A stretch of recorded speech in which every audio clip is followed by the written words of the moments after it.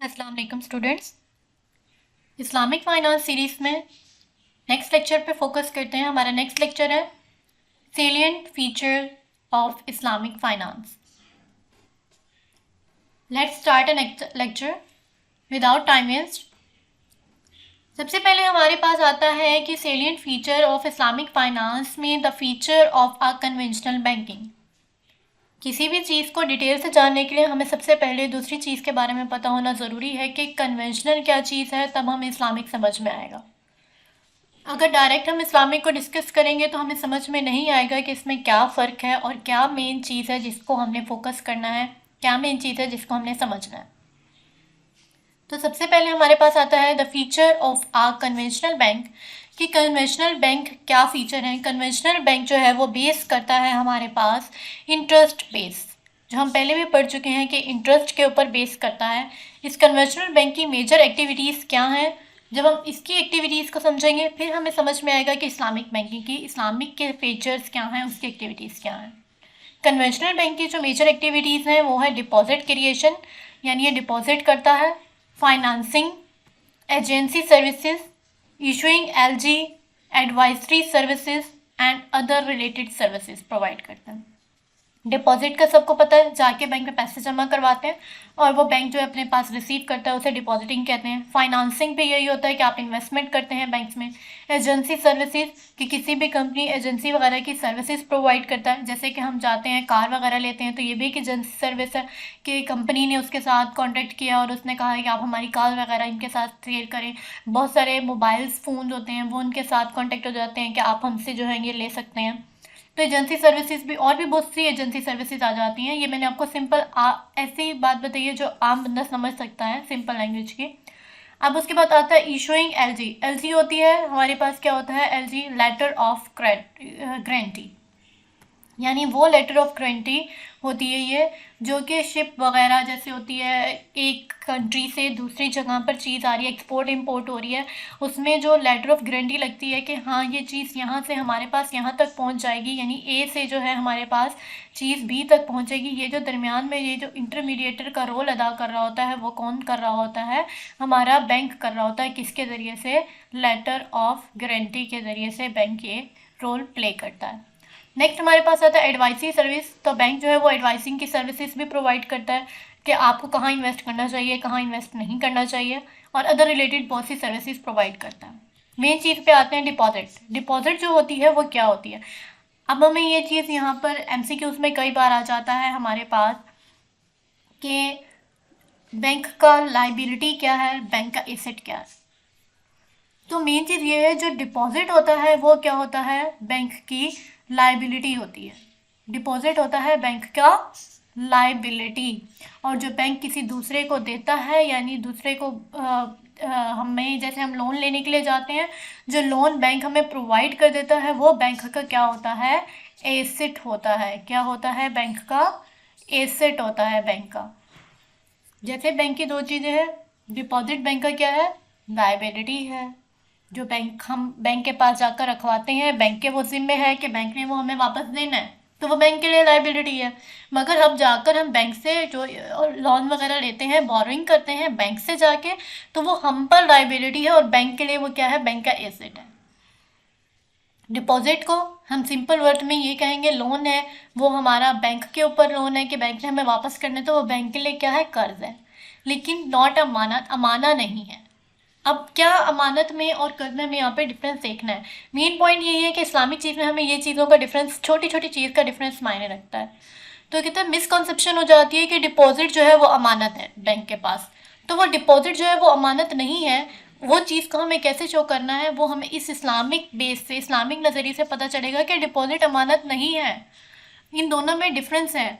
माना कि हमें सिंपल वे में हम देखते हैं तो हमें यही लगता है कि डिपॉजिट हमने बैंक के पास रखवाया तो वो हमारी अमानत बैंक के पास रखी गई है, अब बैंक को हर सूरत में वो हमें वापस करनी होगी, तो वो अमानत नहीं है। इसमें एक डिफरेंस है, और वो डिफरेंस हमें किसने बताया, वो डिफरेंस हमें बताया है शरीयत ने। शरीयत ने हमें इसकी डेफिनेशन बताई है कि कर्ज में यानी डिपॉजिट में और अमानत में क्या फ़र्क है, क्या चीज़ है, इसमें क्या कंक्लूजन, क्या फैक्ट बेस करता है कि ये चीज़ शो करती है कि ये चीज़ अमानत है, ये डिपॉजिट नहीं है, और ये चीज़ डिपॉजिट है, ये अमानत नहीं है। इसके लिए हमारे पास शरीयत ने दो क्या बताए हैं, स्पेशल फीचर्स बताए हैं। कौन कौन से दो फीचर्स बताए हैं, इसको हम डिस्कस करते हैं कि वो कौन से दो फीचर्स हैं जो हमें अमानत के बारे में बताए गए। तो सबसे पहला फीचर है हमारे पास, अमाना कैन नॉट, क्या है, अमाना can not be use by the bank for its business और बेनिफिट। अमानत ये है कि बैंक उसको यूज़ नहीं कर सकता अपने बेनिफिट या अपने बिजनेस में। लेकिन आजकल में क्या है, हम जाके बैंक के पास पैसे रखवाते हैं, बैंक उससे आगे इन्वेस्ट कर देता है, वो बैंक आगे इन्वेस्ट कर देता है तो वो आगे हमें प्रॉफिट मिलता है। लेकिन जब हमने बैंक के पास पैसे रखवा दिए अपने, हमें नहीं पता बैंक उन पैसों का क्या कर रहा है, वो आगे इन्वेस्टमेंट कर रहा है, ये कर रहा है, तो हम उसको डिपॉजिट रखवा रहे हैं, वो अमानत नहीं रखवा रहे। तो अमानत तो अलाउ ही नहीं करता कि आपके पैसे बैंक आपकी परमिशन के बिना हाथ लगाए या उसे किसी बिजनेस या बेनिफिट में इन्वेस्ट करे। लेकिन आप जो पैसे जाके बैंक पे रखवाते हैं, बैंक उन्हीं पैसों को जो है आगे इन्वेस्ट करता है किसी बिजनेस वगैरह में, तो ये तो अमानत नहीं है फिर। तो ये हमारे पास अमानत में कंसीडर नहीं होगा, क्योंकि अमानत का पहला रूल तो यही है कि बैंक आगे उसे यूज़ नहीं करेगा। सेकेंड रूल क्या है कि bank can not B liable in case of any damage और लॉस टू अमाना। अगर हम बैंक को अमानत के तौर पर रखवाते हैं तो खुदा ना खास्ता अगर कभी ऐसा होता है कि बैंक जल जाता है, आग लग जाती है बैंक में, या बैंक को लॉस हो जाता है या कोई भी किस्म का डैमेज हो जाता है, तो बैंक आपको वो पैसे वापस देने का रवादार नहीं है, वो आपको वो पैसे नहीं देगा। तो ये अमानत के बेस में आता है। लेकिन क्या है, अगर बैंक जो है वो किसी भी किस्म का नुकसान होता है तो हम अपनी जाकर उससे अपने डिपॉजिट वापस लेते हैं, हम कहते हैं हमें हमारा डिपॉजिट वापस चाहिए। तो ये तो अमानत के ज़िम्मे में नहीं आता। अमानत के तो दो ही रूल हैं। पहला रूल यही है कि आपने के जो पैसे हैं वो आपको किसी तुरंत बैंक यूज़ नहीं करेगा, लेकिन बैंक उसको यूज़ करता है। सेकंड ये कि जब हम रखवा देते हैं तो हमें वो पैसे वापस चाहिए। हम नहीं कहते कि बैंक को लॉस हुआ है, बैंक को डैमेज हुआ है, हमें हमारे पैसे वापस चाहिए होते हैं। ये भी अमानत के ज़िम्मे में आता है कि बैंक से हम वापस नहीं लेंगे, बैंक तो लायबल नहीं है, लेकिन क्या है, बैंक से हमें हमारे पैसे भी वापस चाहिए और बैंक उसको जो है आगे यूज़ भी करता है। वेयरएज इन बैंक डिपॉजिट, जब हम बैंक में डिपॉजिट करते हैं तो प्राइमरीली जो उसका बैंक का प्राइमरी पर्पस ही क्या होता है, अर्न प्रॉफिट करना। तो वो हमारे उससे पैसे से अर्न प्रॉफिट करता है। अब क्या होता है, बैंक यूज़ करता है इन पैसों को किसमें, इन्वेस्टमेंट इन अदर बैंक्स। वही बात के बैंक जो है वो उसको दूसरे बैंक में बिजनेस में इन्वेस्ट करता है, उससे प्रॉफिट कमाता है। जबकि डिपॉजिट जो है वो do not fulfil the first condition, फिर तो ये डिपॉजिट फुलफिल नहीं कर रहा ना फर्स्ट कंडीशन को अमानत की, क्योंकि अमानत का फर्स्ट कंडीशन क्या है, अमानत का फर्स्ट कंडीशन यही है कि बैंक उसको यूज़ नहीं करेगा। लेकिन यहाँ पर क्या है, बैंक यूज़ कर रहा है, उसे इन्वेस्ट कर रहा है बिजनेस में, तो सबसे पहला रूल तो हमारे पास क्या हो जाता है, गलत साबित हो गया। सेकंड की बात करते हैं। अब सेकंड में क्या पता क्या बैंक सेकंड रूल फॉलो कर रहा हो, लेकिन सेकंड रूल क्या है, तो सेकंड क्या है, the bank is held 100% responsible for these damage. अब दूसरा रूल भी बैंक फॉलो नहीं कर रहा। बैंक को हम कहते हैं 100% आप रिस्पॉन्सिबल हो हमारे डिपॉजिट के। कोई लॉस होता है, कोई डैमेज होता है, वो आपका मसला है, हमारा मसला नहीं है। तो यहाँ पर सेकंड रूल भी बैंक फुलफिल नहीं कर रहा। बैंक रूलिंग अमानत के तो कोई भी फुलफिल नहीं कर रहा, क्योंकि whereas the asset will not be return in a case of any damage. तो वो हम कहते हैं किसी भी सूरत में हमें हमारा एसेट हमें वापस चाहिए। तो वो बैंक ये सेकंड वाले को भी क्या कर रहा है, फुलफिल नहीं कर रहा। जिसमें अकॉर्डिंग टू जस्टिफिकेशन हमारे पास 3 टाइप्स ऑफ डिपॉजिट आती हैं, 3 काइंड हमारे पास डिपॉजिट की। एक हमारे पास आता है करंट अकाउंट, एक आता है हमारे पास फिक्स्ड, और एक आता है हमारे पास सेविंग।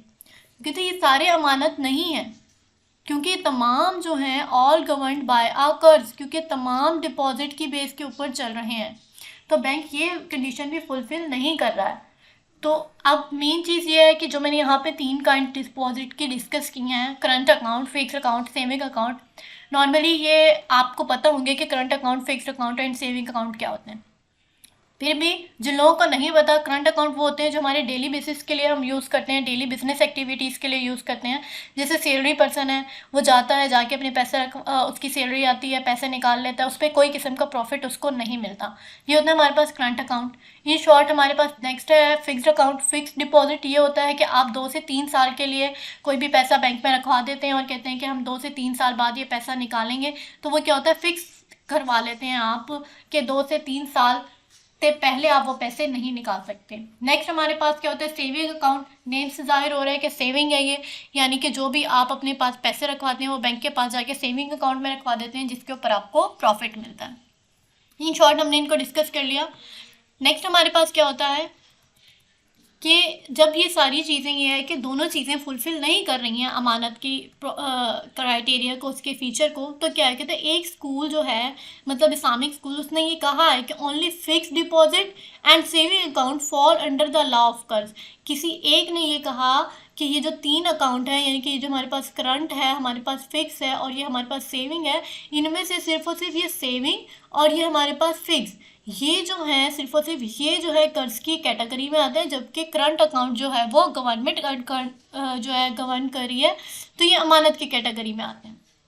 लेकिन फिर भी ये बात करेक्ट साबित नहीं हो सकी अब तक, क्योंकि ये गारंटियर की बेस पर आता है कि फिर भी प्रॉफिट एंड लॉस शेयरिंग में भी ये बैंक इस बात का गारंटी रखता है कि जो कस्टमर के पैसे उनके पास पड़े हैं बैंक उसको रिटर्न करेगा।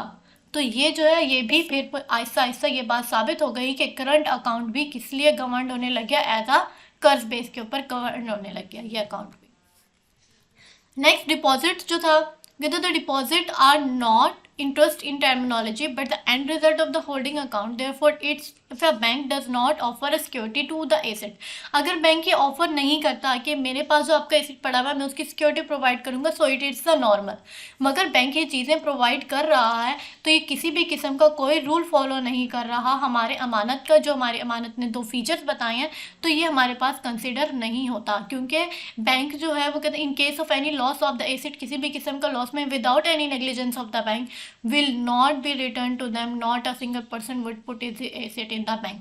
कहते अगर जो है कोई भी बैंक ये कहता कि हमारे पास से अगर कोई आपको नुकसान होता है तो हम अमानत की केस को फॉलो करते हैं, हमारी नेग्लिजेंसी की वजह से, यानी कि हमारी कोई भी गलती की वजह से हम आपके पैसों को जो है वो जो है नहीं आपको रिटर्न करेंगे, क्योंकि अमानत के रूल को फॉलो करें। सेकंड रूल यही है ना कि अगर लॉस वगैरह हो जाएगा तो बैंक वो चीज़ वापस नहीं करेगा।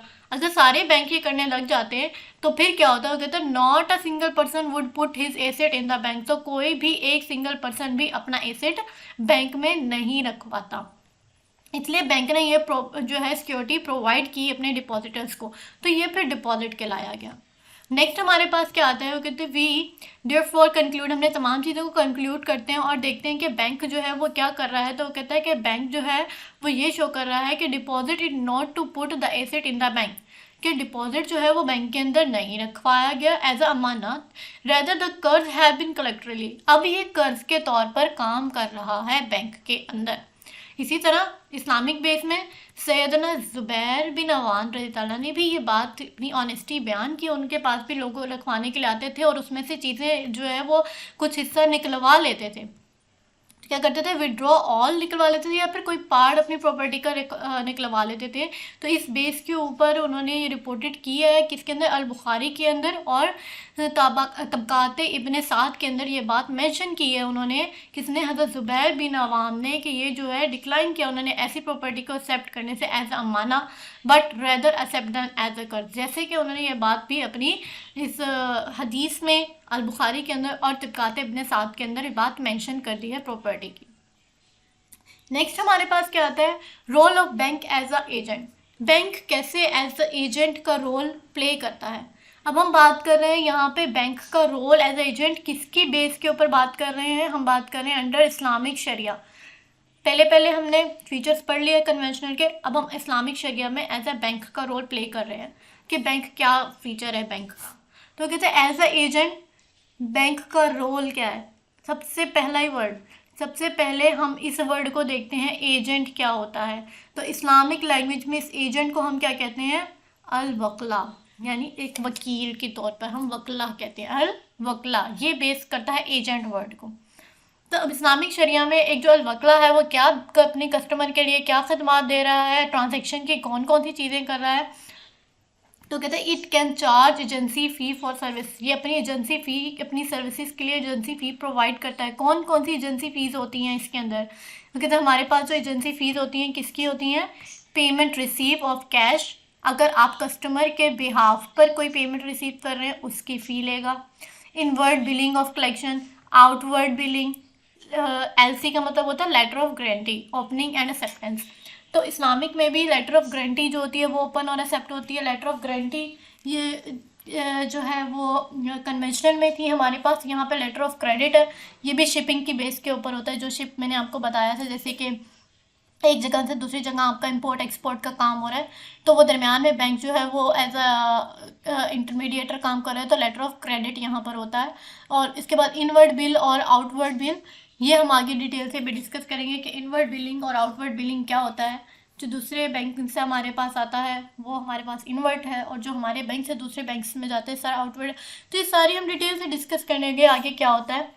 इसके बाद है कलेक्शन ऑफ एक्सपोर्ट बिल, के एक्सपोर्ट बिल ऑफ एक्सचेंज को कहते हैं, ये इसके लिए भी बैंक जो है वो चार्ज करता है। उसके बाद under writing and IPO services. Under writing ये भी यही काम है, अंडर राइटर का क्या काम है, और आईपीओ सर्विसेज का क्या होता है। आईपीओ बोलते हैं हम इनिशियल पब्लिक ऑफरिंग, यानी जो फर्स्ट टाइम जब अपने शेयर्स को ऑफर करता है, कोई भी कंपनी फर्स्ट टाइम अपने शेयर को ऑफर करती है मार्केट के अंदर, तो हम उसे क्या कहते हैं, इनिशियल पब्लिक ऑफरिंग। सपोज कर लेते हैं आपकी या मेरी कंपनी है, फर्स्ट टाइम ऑफर कर रही है शेयर। सपोज कर लिया आपकी मेरी कंपनी का नाम है ABC. ABC company first time I है मार्केट में, अपने शेयर ऑफर कर रही है कि आप हमारी कंपनी में आए, तो ये हमारे पास क्या होगा, इनिशियल पब्लिक ऑफरिंग होगा। अंडर राइटिंग का काम भी यही होता है, वो भी बैंक की तरह ही इंटरमीडिएटर की सर्विसेज प्रोवाइड कर रहा होता है शेयर्स के अंदर। नेक्स्ट हमारे पास क्या होता है, role of bank as a guarantor. Bank का रोल क्या है एज अ गारंटियर हमारे पास।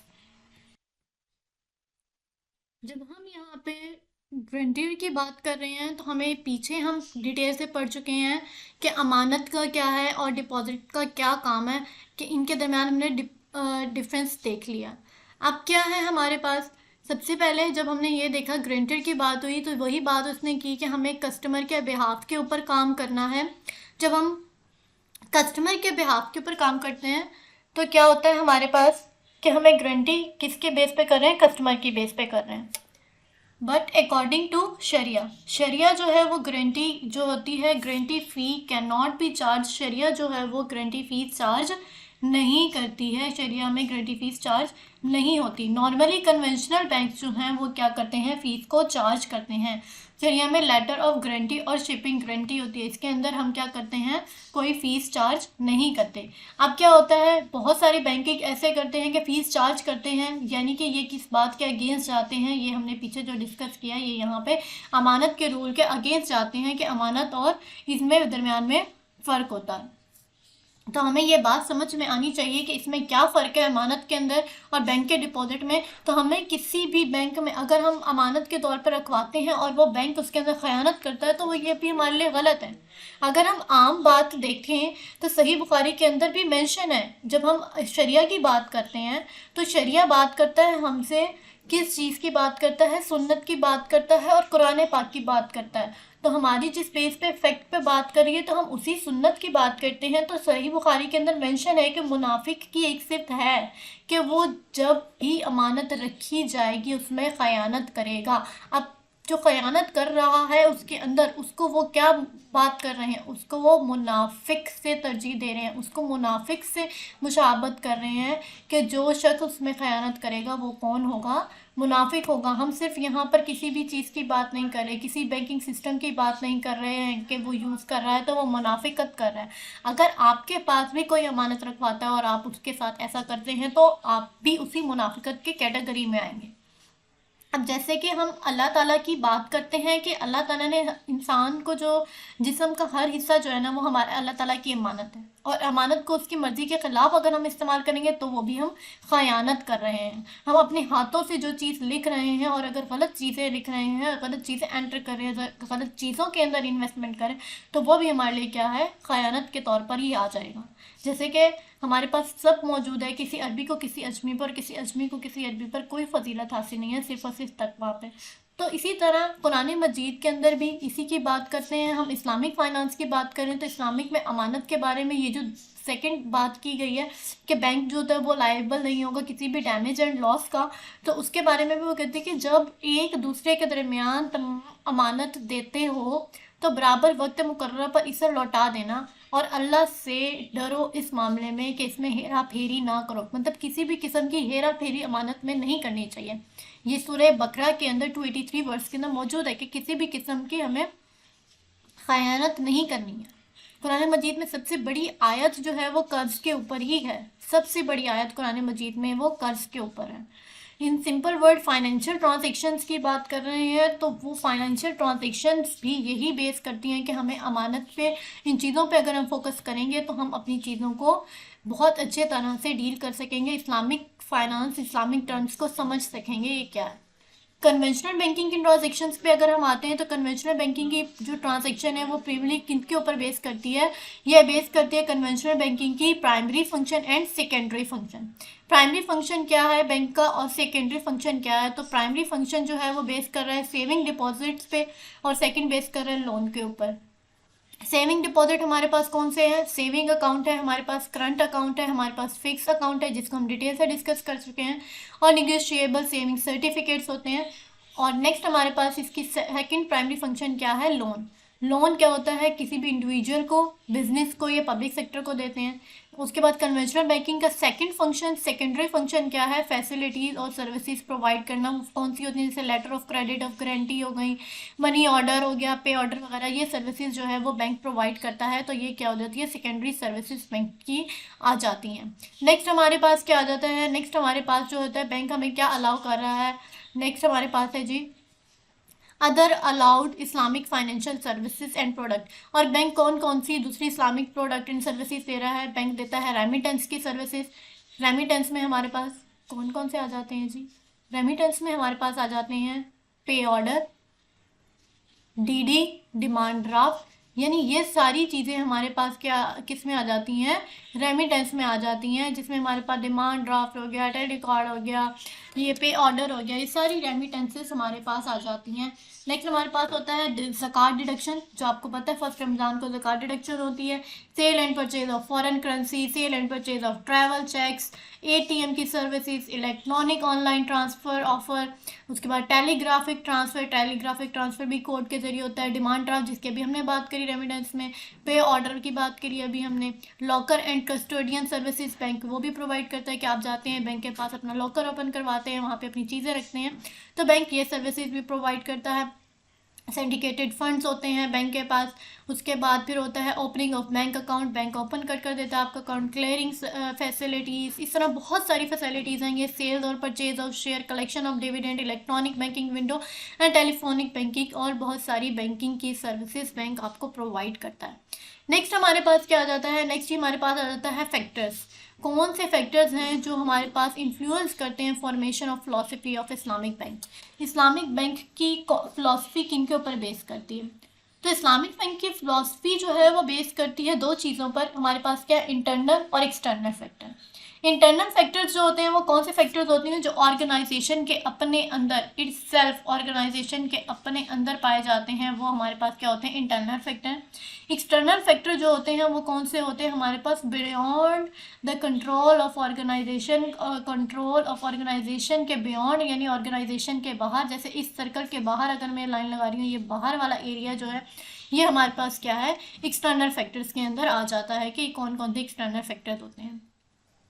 अब नेक्स्टली हमारे पास क्या है? The philosophy of Islamic bank की अगर हम फिलॉसफी की तरफ जाते हैं कि इस्लामिक बैंकिंग फिलॉसफी क्या है, तो वही फिलॉसफी हमारे पास किन फैक्टर्स पे थी? एक्सटर्नल एंड इंटरनल फैक्टर्स के ऊपर थी। तो इंटरनल फैक्टर जो है वो बहुत इम्पोर्टेंट रोल प्ले करता है। कोई भी बैंक है उसके अंदर जो काम हो रहा है बहुत ज़्यादा इंपॉर्टेंट है।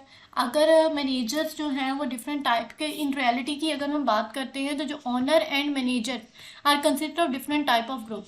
ये डिफरेंट टाइप ऑफ ग्रुप से बने होते हैं ऑनर और मैनेजर। अब जो फिलॉसफी है इस्लामिक बैंकिंग की वो इन्हीं दोनों पर इम्प्लीमेंट होती है, किसमें? ऑनर वर्सेस मैनेजमेंट के ऊपर। जो ऑनर है वो उन चीज़ों को डिफरेंट वे से देखेगा, जो मैनेजमेंट है वो उन चीज़ों को डिफरेंट वे से देखेगी। अब मैनेजमेंट के कॉन्सेप्ट अगर हम ये देखते हैं तो मैनेजमेंट से क्या एक्सपेक्ट किया जाता है कि मैनेजमेंट जो है वो क्या दे बैंक को। अब कोई पर्सन है, अगर किसी ने इंटर्नशिप बैंक में की है या अपने बैंक में कोई काम आपने देखा होगा, आप यकीनन बैंक गए होंगे, आपने पैसे जमा करवाए होंगे, एक बार हर कोई ना कोई बैंक ज़रूर गया होगा, तो आपने देखा होगा कि बैंक जो है वो क्या डिमांड करता है अपने एम्प्लॉयज़ से? वो यही कहता है कि demand of a high return from the share holder. जो हमारे शेयर होल्डर हैं हम किसी तरह से उन्हें ज़्यादा से ज़्यादा मुनाफा दें। Reward receive by the management, management की तरफ से रिवॉर्ड भी मिलते हैं। और द डिपॉजिटर्स डिमांड, और डिपॉजिट की भी डिमांड की जाती है। देखा होता है आप लोगों को टारगेट्स दिए जाते हैं बैंक की तरफ से कि आपने ये टारगेट्स कंप्लीट करने के है। तो डिपॉजिटर्स डिमांड, डिपॉजिटर्स से भी डिमांड की जाती है कि भैया आप हमारे पास पैसे जमा करवाएं, क्योंकि हर एक का मैनेजमेंट सिस्टम है, पूरा सिस्टम चल रहा है, ऑनर्स के लिए डिफरेंट है, मैनेजमेंट के लिए डिफरेंट है। तो ये तमाम कॉन्सेप्शंस जो हैं वो इस्लामिक बैंक के ऊपर भी अप्लाई होती हैं, लेकिन उनकी चीज़ें, उनका तरीक़ेकार डिफरेंट है। अब हमारे पास क्या होता है, source of Islamic banking philosophy. Islamic banking philosophy की सोर्सेज ये हमने पढ़ ली। अब सोर्सेज को क्या क्या है, हमने सबसे पहले फ़िलासफ़ी पढ़ी, अब हम सोर्सेज को डिस्कस कर रहे हैं। तो हमारे पास क्या है, प्राइमरी सोर्स और secondary source. Primary source and secondary source. Primary source किस पे बेस करी है, कुरान के ऊपर और सुन्नत के ऊपर। सेकेंडरी सोर्स बेस करी है कियास, इजमा और इज्तिहाद, यानी बाकी और अदर चीज़ों के ऊपर बेस कर रही है हमारे पास। नेक्स्ट हमारे पास क्या है, ये है हमारे पास रिबा। रिबा को हम डिटेल से पढ़ चुके हैं। तो रिबा के अंदर, रिबा में हमारे पास आता है रिबा अल निसा। रिबा अल निसा क्या होता है,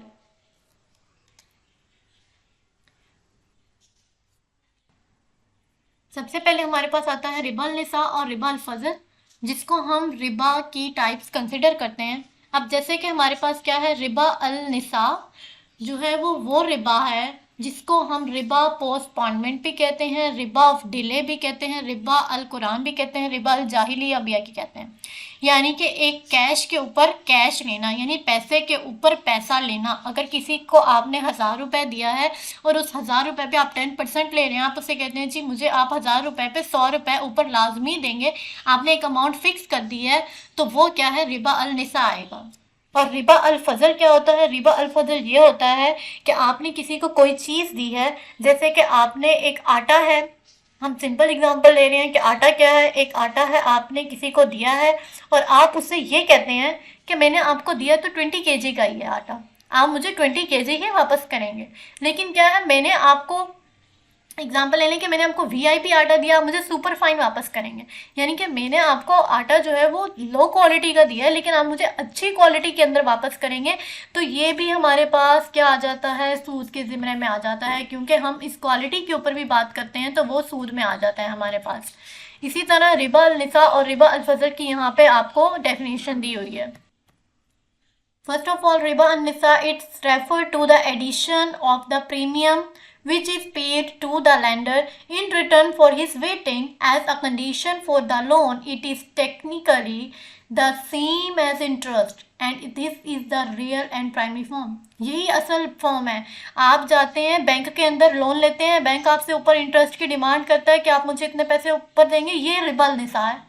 लेकिन रिबा अल फजल क्या है कि हम कोई सी भी किस्म की जो है ट्रांजेक्शन करते हैं कमोडिटीज़ के ऊपर, सेम कमोडिटीज़ हैं, होमोजीनियस कमोडिटीज़ भी हो, लेकिन क्वालिटी के अंदर क्वांटिटी में हम फ़र्क मानते हैं, तो वो भी हमारे पास क्या है, वो भी हमारे पास सूद की ही एक किस्म है, जिसको हमने बोला है रिबा अल निसा और रिबा अल फजल। ये बात हम बहुत लीनियर लेते हैं, बहुत आम लेते हैं, लेकिन ये भी रिबा अल फजल भी एक हमारे पास सूद की ही किस्म है। हमें इससे बचना चाहिए, इससे सेव होना चाहिए। अब हमारे पास क्या है, रिबा की टाइप्स हैं जो भी हमने डिस्कस की हैं जैसे, लेकिन हमें रिबा हमने डिटेल से समझ में नहीं आया। अभी भी बहुत सारे जो कहते होंगे हमें रिबा अभी भी कुछ है जगह पे समझ नहीं आया।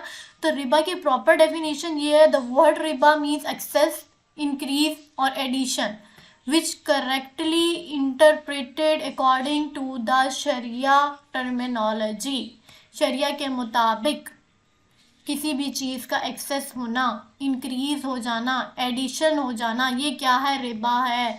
जो रिबा, जो आपका पैसा अगर 10 रुपये है तो वो अगर 10 से 10.5 भी हो जाएगा किसी दूसरे की वजह से, तो ये 5 जो है हमारे पास क्या है, रिबा है। जो आपका है वही आपका है, इससे ऊपर एक्स्ट्रा, इंक्रीज, एडिशन किसी भी किस्म का रिबा कहलाएगा।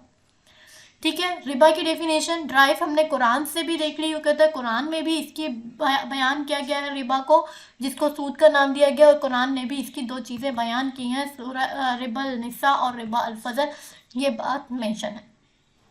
ठीक है, अब रिबा अल निसा का मतलब हमने देख लिया कि एक्सेस हो गया किसके अंदर, प्री डिटरमाइंड इंटरेस्ट, जिसको हमने पहले से मान लिया कि अगर आपने हमें से 1000 रुपये लिए हैं तो हमने क्या करना है, आपने मुझे इसके अंदर 100 रुपये ऐड कर कर देने हैं। तो वो 100 रुपये जो आपने ऐड कर कर देने हैं वो पहले से प्री डिटरमाइंड हो गया, पहले से तय हो गया, ये हमारे पास क्या कहलाएगा, रिबा अल निसा।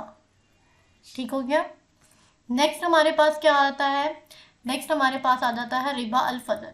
रिबा अल फजल क्या है? रिबा अल फजल यही है कि आपने किसी भी किस्म के एक्सेस कंपनसेशन जो है आपने ले लिया है, कंपनसेट कर लिया है किसी के साथ के भाई आपने हमारे साथ अगर इतना जो है आपने क्वालिटी की हमने आपसे चीज़ ली है जितना मैंने इसको बोल्ड किया है, लेकिन आप हमें इस क्वालिटी की नहीं, आप हमें इस क्वालिटी की चीज़ दोगे। देख रहे हो आप इस साइडों की बोल्डनेस देख रहे हो, साइडों का बॉर्डर देख रहे हो कि पहले जो हमने चीज़ ली वो कितनी जो है उसके साइडों का बॉर्डर कैसा था, और ये जो हम उससे वापस चीज़ ले रहे हैं इसके साइडों का बॉर्डर कैसा है। तो क्या है, इन दोनों में फ़र्क है। दिखने में तो चलो ये माना ये एक ही साइज़ के हैं, दिखने में ये जो है वो 1 ही ग्राम के हैं, ये भी हमारे पास दिखने में 1 ही ग्राम का है, बट फ़र्क क्या है, इन दोनों का क्वालिटी और क्वांटिटी में फ़र्क आ जाता है। ये सब हमारे पास क्या कहलाता है, रिबा अल फजल कहलाता है। ये भी हमारे पास किस में आएगा, सूद के ज़िम्मे में आएगा। वो ज़माना जो है दौरे जहालियत का ज़माना था, जब लोग सिर्फ और सिर्फ रिबा निसा की बातें करते थे। लेकिन आप सल्लम ने फिर ये सेकंड बात आप सल्लम ने ये बताई, आप सल्लम ने ये बताया कि रिबा अल फजल भी कोई चीज़ है, रिबा अल फजल भी उसी ज़ुमरे में आता है जिस ज़ुमरे में तुम रिबा अल निसा को लेते, ये भी उतना ही हमारे लिए ख़तरनाक है। इसमें उन्होंने कहा, जिसमें बार बार कुरान मजीद में ये बात आई है रिबा के बारे में, O those who believe fear अल्लाह and give up with what still remain of the riba if you are believer, but if you do not do so then he won't। तो ये आयत जो है हमें साफ क्लेरिफाई करती है कुरान मजीद के अंदर कि अल्लाह ताला ने कहा है कि ए ईमान वालों, अल्लाह ताला से डरो और जो सूद बाकी रह गया है वो छोड़ दो, अगर तुम सचमुच में ईमान रखते हो यानी मोमिन हो, बिलीवर्स हो। मतलब अल्लाह ताला ने कहा है जो तुमने कर लिया वो तुमने कर लिया क्योंकि तुम अनजान थे, लेकिन अब जब अगर तुम करोगे और वो सूद उससे लोगे तो अब तुम्हें खबरदार कर दिया गया है, जो तुमने कर दिया उसका हिसाब अल्लाह ताला खुद कर लेगा, क्योंकि अल्लाह ताला किसको देखता है, नियतों को देखता है। अल्लाह ताला कहता है कि मैं तुम्हारी नियतों को देखता हूँ, तो जो तुमने कर दिया वो अल्लाह के ज़िम्मे है, और अब जब तुम करोगे उसकी ज़िम्मेदार अब तुम खुद होगे जब तुम इस बारे में जानते हो। नेक्स्ट हमारे पास क्या आता है जी, क्लासिफिकेशन ऑफ रिबा क्या है, कि रिबा को किन हिस्सों में डिवाइड किया गया है, कैसे क्लासीफाइड किया गया है। तो हमारे पास रिबा की क्लासिफिकेशन ये है कि रिबा जो है वो प्राइमरी हमारे पास 2 किस्म की होती हैं। वो हमारे पास कौन कौन सी 2 किस्म है रिबा की, हमारे पास रिबा की जो 2 किस्म है, सबसे पहले रिबा अल निसा यानी कि रिबा अल जाहिलिया, रिबा अल फजल जिसको हम रिबा अल नकाद, रिबा अल बै भी बोलते हैं। अब ये तमाम दोनों चीज़ें स्पेसिफिकली फर्स्ट टाइप जो है वो कुरान मजीद में मेंशन है, सेकंड टाइप आप सल्लम ने हमें इंट्रोड्यूस करवाई जो हमें रिबा अल हदीस भी कह सकते हैं। रिबा अल निसा के बारे में भी हमने देख लिया कि दोनों हमारे लिए क्या है, हराम है, इनके ऊपर हमें जो है बहुत ज़्यादा गौर फ़िक्र की ज़रूरत है, जो हम अपने अमल कर रहे हैं और जो कर रहे हैं रिबा क्या है, हराम है, जिसके बारे में अल्लाह ताला ने कुरान मजीद में बयान कर दिया, तो यकीनन वो चीज़ हक, सच और हराम है। इसी तरह कुरान वर्सेस के अंदर जो भी हमने वर्सेस पढ़ी जिसमें अल्लाह ताला ने ये बयान किया है कि O you who have believed fear अल्लाह and give up what remained of interest if you should be believer, जो रह गया है उसे छोड़ दो। रिबा अल जाहिलिया को हमने कम्प्लीटली डिस्कस कर लिया। यही बात बार बार कुरान मजीद में अहदीसों में आई है कि that kind of loan where specified repayment, जहाँ पे आप स्पेसिफाइड कर दें repayment period and an amount access to the capital. Access की बात आ गई, एक्सेस वर्ड आ गया, तो ये हमारे पास किस में आ गया, रिबा में आ गया, जो भी हमने ऊपर डेफिनेशन में पढ़ा है। एक और हदीस के अंदर उन्होंने क्या कहा है, every loan that drives interest is a Riba. अब यहाँ पे इंटरेस्ट की बात आ गई, वो लोन जो सूद निकालता है, सूद के ऊपर बेस करता है, वो क्या है, रिबा है। फेमस सहाबी जो है उन्होंने भी सिमिलरली यही बात की है कि every loan that drive profit, वो लोन जो क्या करता है आपके लिए प्रॉफिट निकालता है, वो प्रॉफिट आपको ऊपर देता है, यानी एक से आपका क्या है, 100 से 101 रुपये भी बना रहा है, वो जो प्रॉफिट निकाल रहा है वो आपके लिए क्या है, रिबा, सूद है। एक और अरबिक स्कॉलर ने रिबा के बारे में यही कहा है, every loan that drawn more than its actual amount, अपनी एक्चुअल अमाउंट से क्या कर रहा है, मोर कर रहा है, एक्सेस कर रहा है, ज़्यादा कर रहा है, तो ये भी हमारे लिए क्या है, रिबा, हमारे लिए सूद ही है। ठीक है, ये बात क्लियर हो गई है हमें। अब हमें रिबा का इतना डिटेल से समझ लिया कि हमें आगे और समझने की ज़रूरत भी नहीं पड़ेगी कि हम पूरी तरह से समझ गए हैं कि रिबा क्या होता है। लेकिन अकॉर्डिंग टू दिस के रिबा अल निसा, इसकी हमने देख लिया कि एक्सेस अमाउंट की बात करता है, जिसके अंदर आप किसी भी किस्म का हाई या रेट, लो रेट, जितना भी लें आप, हाई लें लो रेट लें, जितना भी रेट लेंगे आपके लिए वो क्या है, एक्सेस है, तो इंटरेस्ट है। ये बात अहदीस के अंदर आप वसल्लम ने कई बार अहदीस में बताई है, और पीछे अहदीसों को भी हम डिस्कस कर चुके हैं कि किसी भी किस्म का हमारे पास एक्सेस पैसा लेना हमारे लिए सूद है। The loan that draws interest is a रिबा, जिस कर्जे से आपके लिए इंटरेस्ट सूद निकलता है वो आपके पास क्या है, रिबा है। ठीक है, ये इमाम अबू बकर हसास ने भी वर्ड ऐड किया है, कंडीशन जहाँ पर लगा दी जाए, जहाँ पर कंडीशन लगा दी जाए वो क्या है, रिबा की कंडीशन बन जाती है। यानी कि अगर मैंने आपको 100 रुपये दिए तो फिर आप मुझे क्या करेंगे, 101 रुपये देंगे। ये जो कंडीशन लग जाती है इफ़ एंड देन वाली, कि इफ़ अगर मैं आपको 100 रुपये दूंगा देन आप मुझे 101 रुपये देंगे, ये कंडीशन जो लग जाती है ये भी किस में आती है, हमारे पास हराम की कैटेगरी के अंदर ही आती है। रिबा के हमने इकोनॉमिकली और सारे ह्यूमन इकोनॉमिक के हिसाब से भी पढ़ लिया और फीचर्स के हिसाब से भी डिस्कस कर लिया कि इसमें क्या है, कुरान में इसके क्या स्टैंडर्ड्स बयान किए गए हैं और हदीस में इसके बारे में क्या कहा है, कुरान की वर्सेस भी हमने पढ़ ली। अब हमारे पास ये आता है कि ऐसी क्या वजह थी जिसकी वजह से हमें रिबा निसा से रोका गया, क्या बात थी ऐसी, क्या पीछे विजडम था। तो कहते हैं फर्स्ट ऑफ ऑल तो ये बताया गया कि इसकी वजह से पूरी दुनिया के अंदर जो है वो इक्वालिटी नहीं आती। कोई जो है लोग एक दूसरे से बारे में, इससे ये होता अमीर अमीर से अमीर तर होता जाता और गरीब गरीब से गरीब तर होता जाता। इस पूरी चीज़ की शॉर्ट फॉर्म की डेफिनेशन यही है। कहता but it is commonly recognised in every religion and community that things which have more benefit and less harm, जो चीज़ आपको ज़्यादा से ज़्यादा बेनिफिट दे और कम से कम नुकसान दे, are called a beneficial and useful. वो चीज़ हमें ज़्यादा से ज़्यादा बेनिफिशियल और यूज़फुल देती है। लेकिन जब ये चीज़ इंट्रोड्यूस हुई हमारे माशरे के अंदर तो इससे ये हुआ कि जो लोग अमीर थे वो अमीर से अमीर तर होते चले गए, क्योंकि उनके पास अगर उन्होंने किसी को 100 दिया तो उनके पास 101 रुपये वापस आ रहे, तो वो अमीर से अमीर तर होते गए, और जो गरीब था वो गरीब से गरीब तर होता गया, उसको ज़्यादा से ज़्यादा नुकसान होता गया। तो कुरान जो है वो तो कभी नाइंसाफ़ी नहीं करता, अल्लाह ताला तो नाइंसाफ़ी नहीं करता। तो अल्लाह ताला ने कुरान मजीद में ये रिबा निसा के बारे में बताया कि जो चीज़ आपको नुकसान दे रही है, जैसे गैम्बलिंग जो है इसको अल्लाह ताला ने हराम करार दिया क्योंकि गरीब को गरीब बना देती है और ज़्यादा। तो ये क्या है, कुरान मजीद में अल्लाह ताला ने इन चीज़ों को डिस्कस किया है कि रिबा निसा क्या है। तो हमें एक्चुअली जो हार्मफुल चीज़ें हैं जो हमें डिस्ट्रॉय कर रही हैं, हमें उनसे क्या करना चाहिए, बचना चाहिए, अवॉइड होना चाहिए। रिबा अल फिज़ल की भी बात की गई, जो आपको पता है सेकंड क्लैरिफिकेशन है, जो किसके ज़रिए इस्टेब्लिश हुई है, सुन्नत के ज़रिए, जो आप सल्लल्लाहु अलैहि वसल्लम ने बताया, जिसका जिक्र कुरान मजीद में रिबा अल निसा का जिक्र है, और आप सल्लल्लाहु अलैहि वसल्लम ने रिबा अल फज़ल को भी इंट्रोड्यूस करवाया। हदीस बहुत सारी इसमें पाई जाती हैं जो किसके ऊपर बेस करती हैं, स्पेसिफिक होमोजीनियस कम्युनिटीज़ के ऊपर बेस करती हैं। अब होमोजीनियस कम्युनिटीज़ कौन सी हैं, ये चीज़ भी हमें पता होनी चाहिए। तो आप सल्लम ने बताया है इन कुछ चीज़ों के एग्जांपल का मतलब क्या है कि हम तमाम चीज़ों को कंसीडर करना है। जैसे सेल गुड किसका, गोल्ड का, आप गोल्ड के साथ एक्सचेंज कर रहे हो, सिल्वर का सिल्वर के साथ, डेट्स का डेट्स के साथ, यानी वीट का वीट के साथ, सॉल्ट का सॉल्ट के साथ, मतलब होमोजीनियस एक्टिविटीज़ जो चीज़ें हैं हमारे साथ वो हैं। ये होमोजीनियस चीज़ें हदीस में कितनी चीज़ों का जिक्र किया गया है, मेंशन इट, 6 चीज़ों का जिक्र किया गया है। गोल्ड का, सिल्वर का, डेट्स का, वीट का, सॉल्ट का एंड बार्ले का, इन चीज़ों का जिक्र किया गया। इससे हमें ये बात बताई गई है कि एक जैसी चीज़ों के बारे में जिक्र किया जा रहा है। तो आप सल्लल्लाहु अलैहि वसल्लम ने भी इस बारे में यही बयान किया है कि वसल्लम ने ज़रई ज़मीन पर कराया, यानी पैदावार से हिस्सा लेने की मुमानत फरमाई है। यानी कि अगर आपकी ज़मीन है, अगर वो ज़रई नहीं थी, मतलब यानी कि वो काश्त के काबिल नहीं थी, किसी ने उसे काश्त के काबिल बना दिया है, तो आप उससे उसका किराया नहीं ले सकते क्योंकि वो काश्त के काबिल नहीं थी। अब इस तरह बहुत सारी बातें आती हैं, बहुत सारी ऐसी चीज़ें हैं जिनके ऊपर हमें ध्यान रखना है और हमें ये देखना है कि इस्लामिक फ़ीचर्स और कन्वेंशनल फ़ीचर्स क्या हैं, इनमें क्या डिफरेंस है। इनको हमने इतने डिटेल से डिस्कस किया है, आज हमने रिबा को इतने डिटेल से डिस्कस किया है। इन तमाम चीज़ों में आपको कहीं पे कोई क्यूरी आती है, आप कमेंट सेक्शन में पूछ सकते हैं कि क्या क्वेश्चन है। तो मेरे चैनल को सब्सक्राइब और वीडियो को लाइक ज़रूर कीजिएगा। टिल नेक्स्ट टाइम, अल्लाह हाफिज़।